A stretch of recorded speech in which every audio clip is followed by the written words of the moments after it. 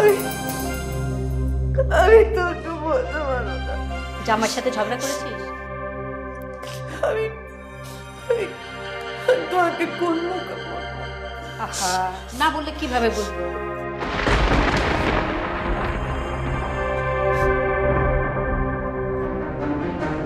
আমি আসলে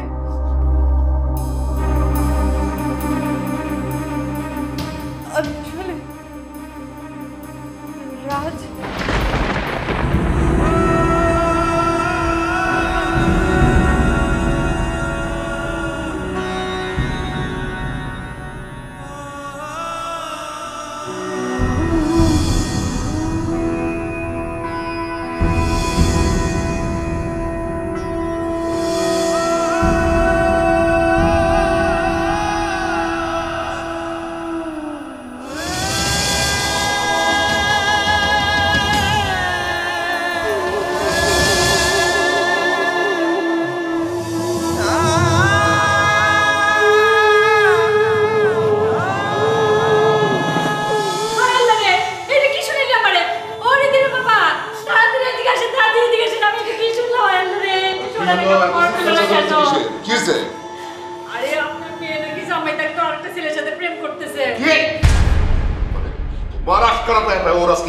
সবকিছুর জন্য তুমি দায়ী।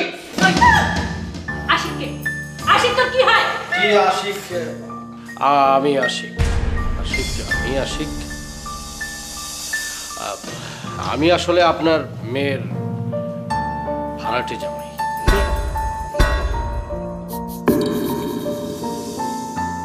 আজকাল জামাই ভাড়া পাওয়া যায় নাকি?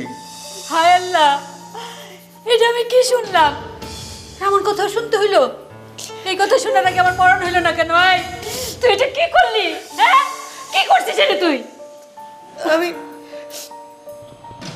অন্যায় করেছি। তোমরা শুধু আমার বিয়ে নিয়ে এত চাপাচাপি করছে, আর কোনো উপায় না দেখে বিয়ে ঠেকানোর জন্য আমি তাকে ভাড়া করে টাকার বিনিময়ে নিয়ে এসেছিলাম।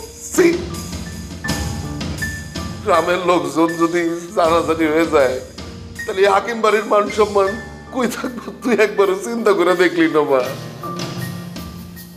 আমি আপনাকে বলছিলাম যে আমরা সবাই কিন্তু কোনো না কোনো ভাবে পরিস্থিতির শিকার। আমি ইচ্ছে করে ভাড়াটে জামাইয়ের অভিনয় করি নাই। আমিও একটা পরিস্থিতির মধ্যে পড়ছিলাম আসলে। ডাক্তার বলছে আমার বোনের 2টা কিডনি নাকি নষ্ট হয়ে গেছে। হ্যাঁ, সব কথাই তো শুনলাম। তোর বোন মানে তো আমারই বোন রে।